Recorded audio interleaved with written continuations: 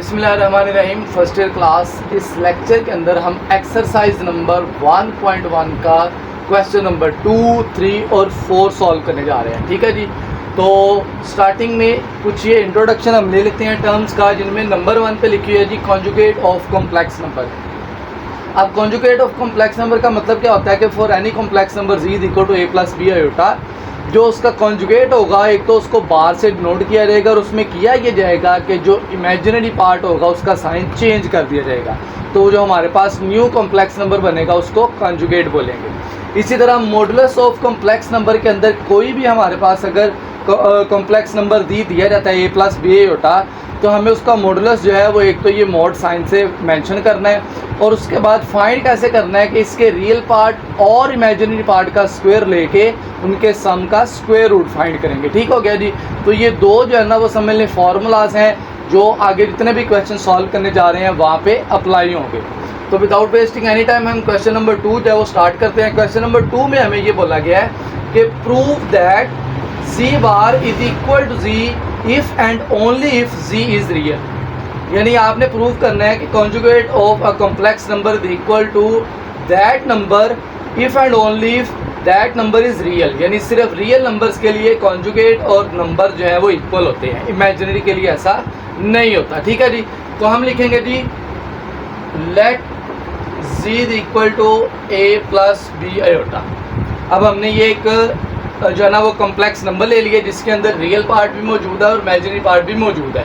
यानी हमारे पास ये कॉम्प्लेक्स नंबर है लेकिन ये जस्ट रियल नहीं है। अब अगर हम इसका बार फाइंड करते हैं तो वो हमारे पास आता है जी a plus b iota conjugate के, और अगर हम इसको सिंप्लीफाई करें तो ये बनता है a माइनस बी आयोटा। ठीक है जी। अब ये is not equal to z आया है, यानी ये z के इक्वल नहीं आया है, यहाँ पे साइन चेंज हो चुका है। But let if z is equal to a plus b iota, लेकिन हमने यहाँ पे z जो है वो ऐसा डिसाइड करना है जो इमेजिनरी पार्ट से खाली हो। तो अब अगर हम लेट करते हैं z को जस्ट a के इक्वल, यानी यहाँ पे इमेजिनरी पार्ट जो है वो हम यहाँ से वैनिश कर देंगे, ख़त्म कर देंगे और सिर्फ रियल नंबर लेंगे हम। तो फिर अगर इसका कॉन्जुगेट फाइंड किया जाता है तो वो हमारे पास आएगा जी a का कॉन्जुगेट। और एज़ यू नो दैट क्योंकि यहाँ पे इमेजिनरी नहीं है, कोई इमेजिनरी पार्ट नहीं है, तो no sign will be change और ये same as it is a ही आ जाएगा which is equal to z।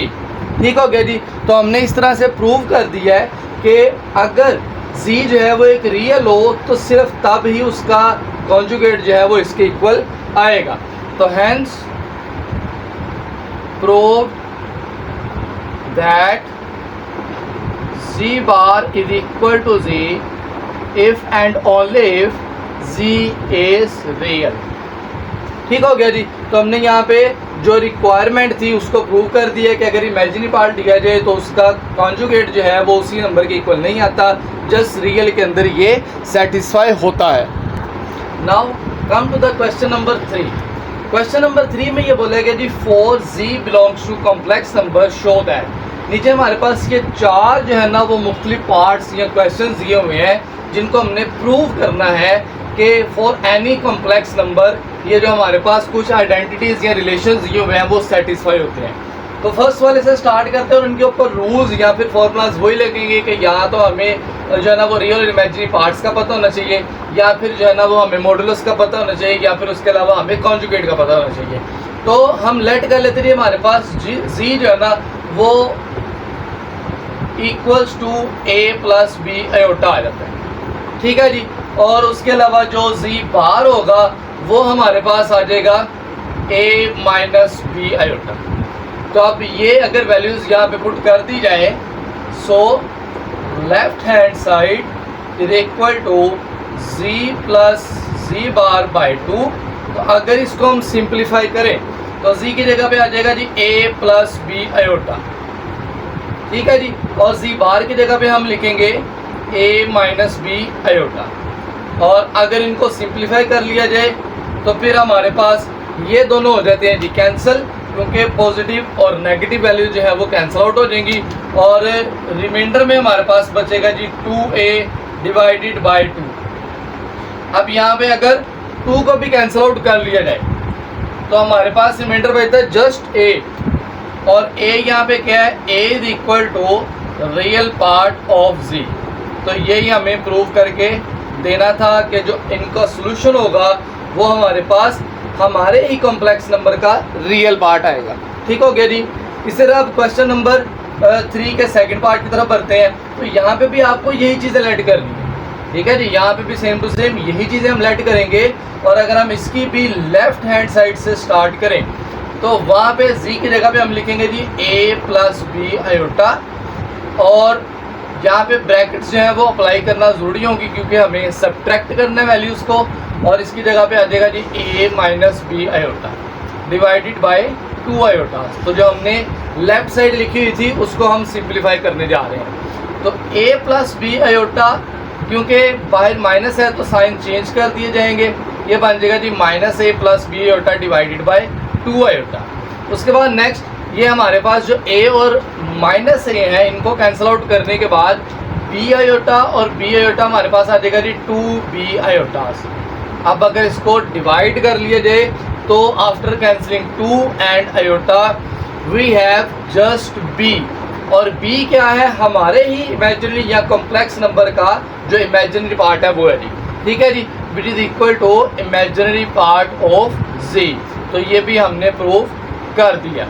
ठीक है जी। और इसका स्टार्टिंग में जैसे मैंने बोला है कि आपको यही चीज़ें जो है ना, यानी ये जो मैंने मेंशन किया हुआ है यही चीज़ें यहाँ पे भी ऊपर लेट करनी है। उसके बाद आ जाते हैं जी क्वेश्चन नंबर 3 में। तो थर्ड पार्ट के अंदर भी आपको यही चीज़ें लेट करनी है और इसका भी आपको एक पार्ट सॉल्व करना है। ठीक है जी। तो ये हमारे लिए थोड़ा ज़्यादा बेहतर रहेगा अगर हम राइट हैंड साइड को सिंप्लीफाई कर लें, क्योंकि यहाँ पे मल्टीप्लिकेशन है तो हम ये सिंगल जो चीज़ है उसको एज अ रिजल्ट प्रूव कर लेंगे। तो z इंटू जी बार जो है वो हमारे पास ये दोनों नंबर आ जाएंगे, और इसकी जगह पे वैल्यूज़ हम जो है ना वो सब्स्टिट्यूट करेंगे यही दो। तो a प्लस बी आयोटा जो है वो z की वैल्यू, और a माइनस बी आयोटा इसका कॉन्जुगेट आ जाएगा। अब ये हमारे पास बन गया जी फॉर्मूला क्या है हमारे पास, ये कि a plus b into a minus b हमने पढ़ा हुआ है कि ये a square minus b square के इक्वल होता है, यानी फर्स्ट वैल्यू का स्क्वेयर आ जाता है और माइनस में सेकंड वाली का स्क्वेयर आ जाता है। ठीक हो गया जी। यहाँ पे a का स्क्वायर आ जाएगा, उसके बाद b स्क्वायर और आयोटा का स्क्वायर। तो अगर हम आयोटा स्क्वायर को लिखने की बजाय इसकी वैल्यू जो हमने क्वेश्चन नंबर 1 में लिखी थी अगर वो लिख दी जाए तो ये बन जाएगा जी a square minus b square minus into minus positive हो जाएगा। अब ये सेम टू सेम फार्मूला है इसके कॉन्जुगेट का, सॉरी इसके मॉडुलस का, लेकिन मॉडुलस में क्योंकि रूट होता है तो हम क्या करेंगे यहाँ पे रूट भी लिख लेते हैं और साथ स्क्वेयरिंग भी कर देते हैं इसकी।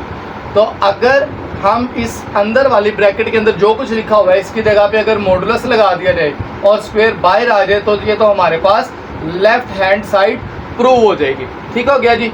उसके बाद लास्ट वाले क्वेश्चन पे आ जाते हैं हम, जिसके अंदर फोर्थ पार्ट में लिखा हुआ है जी 1/z is equal to z bar by z modulus square.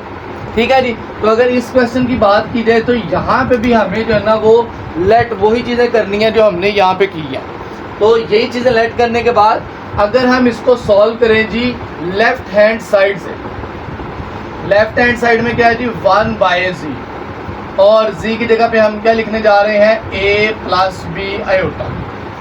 अब क्योंकि डिनोमिनेटर में हमारे पास आयोटा आ चुका है तो हम डिनोमिनेटर को रैशनलाइज करने के लिए a प्लस बी आयोटा को ही मल्टीप्लाई करेंगे a minus b iota into a minus b iota divide भी कर देंगे। ठीक है जी। तो रैशनलाइजेशन में हम क्या करते हैं जो डिनोमिनेटर में होता है उसी का कॉन्जुगेट लेके मल्टीप्लाई और डिवाइड कर दिया जाता है। अब यहाँ पे a माइनस बी आयोटा को जब हम 1 से मल्टीप्लाई करेंगे तो ये a माइनस बी आयोटा ही आ जाएगा, और यहाँ पे जैसे इधर मल्टीप्लिकेशन की थी सेम टू सेम इसकी मल्टीप्लिकेशन होगी वो भी फार्मूला से, जैसे हमने यहाँ पे फार्मूला ऊपर किया था। ठीक हो गया जी।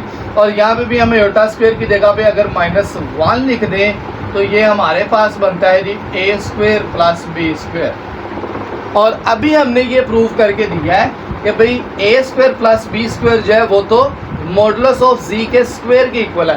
तो अगर ये मॉडुलस ऑफ z के स्क्वायर के इक्वल लिख दिया जाए तो फिर ऊपर हमारे पास जो है ना वो z आ जाता है और जस्ट नीचे जो है ऊपर z का कॉन्जुगेट बना हुआ है, नीचे हम लिखेंगे जी z मॉडुलस का स्क्वायर। तो ये हमारे पास प्रूव हो जाती है इसकी राइट हैंड साइड। ठीक हो गया जी। तो जो चीज़ें हमें रिक्वायर्ड थी हमने एक साइड को सॉल्व किया और दूसरी वाली साइड जो है वो एज अ रिजल्ट हमने मेंशन करवा दी। ओके स्टूडेंट्स, अब हम आ जाते हैं जी क्वेश्चन नंबर 4 पे। क्वेश्चन नंबर 4 में लिख के दिया हुआ है जी फाइंड मल्टीप्लिकेटिव इनवर्स, यानी हमने इन कॉम्प्लेक्स नंबर्स के मल्टीप्लिकेटिव इनवर्स फाइंड करने हैं। अब यहाँ पे जो कॉम्प्लेक्स नंबर है उनको पार्ट्स के अकॉर्डिंग लिखा गया, यानी उनके रियल पार्ट्स और इमेजिनरी पार्ट्स जो है ना वो इस तरह से ब्रैकेट की फॉर्म में लिख के दिए हुए हैं। तो हम लेट कर लेते हैं जी, इसका नाम जो है वो z है।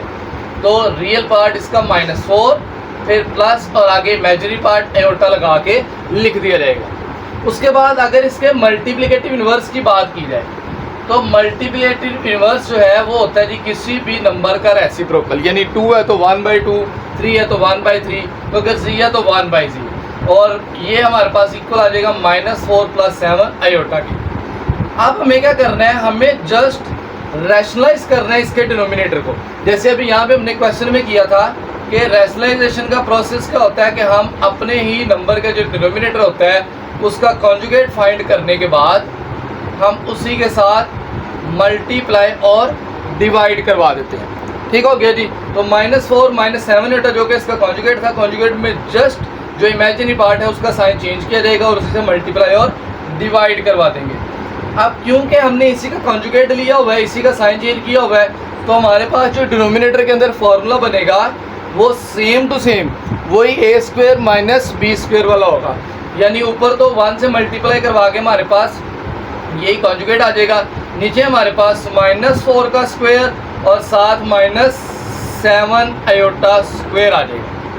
अब अगर इसको सिंप्लीफाई कर लिया जाए तो हमारे पास ऊपर जो लिखा हुआ है वो तो एज इट इज़ लिखा जाएगा। ठीक है जी। और नीचे जो है वो -4 का स्क्वायर 16 आ जाएगा, 49 का स्क्वायर हमें पता है कि 7 का स्क्वायर हमें पता 49 होता है, और आयोटा स्क्वायर की जगह पे -1 लिख दिया जाएगा। उसके बाद स्टूडेंट्स हम क्या करेंगे, हमारे पास जो न्यूमरेटर है वो तो एज इट इज़ रहेगा, लेकिन नीचे माइनस हो जाएगा हमारे पास प्लस, और 49 में 16 ऐड कर दिए जाएंगे जो कि बन जाएंगे 65, और लास्ट पे जो -4 है उसके नीचे 65 अपना डिनोमिनेटर सेपरेट करके लिखा जाएगा और 7 के नीचे 65 सेपरेट किया जाएगा। ऐसा इसलिए किया जाता है ताकि हमें रियल पार्ट और इमेजिनरी पार्ट का अंदाज़ा हो जाए। ठीक है जी, कि इनमें से कौन सा हमारा रियल पार्ट और कौन सा इमेजिनरी पार्ट है। और अगर हम इसको ब्रैकेट फॉर्म में यानी इसी तरह से पार्ट्स फॉर्म में आंसर करें तो वो सबसे द बेस्ट होगा, यानी -4/65 एंड -7/65 ये हमारे पास मल्टीप्लिकेटिव इनवर्स आ चुका है हमारे गिवन कॉम्प्लेक्स नंबर का। ठीक हो गया जी। और जब इसको ब्रैकेट फॉर्म में लिखा जाएगा तो यहाँ पे हमारे पास आयोटा नहीं आएगा। ओके स्टूडेंट्स, अब ये जो नेक्स्ट क्वेश्चन है ये आपको एज एन एक्सरसाइज या फिर प्रैक्टिस के लिए ये दोनों सेम टू सेम इसी तरह से मल्टीप्लिकेटिव इनवर्स जो है वो फाइंड करते हैं। ठीक है जी। और अगर आपको इनमें किसी भी तरह की कोई प्रॉब्लम होती है तो वो आप कमेंट सेक्शन में पूछ सकते हैं या फिर कह सकते हैं कि इसके ऊपर एक वीडियो लेक्चर में समझा दिया जाए।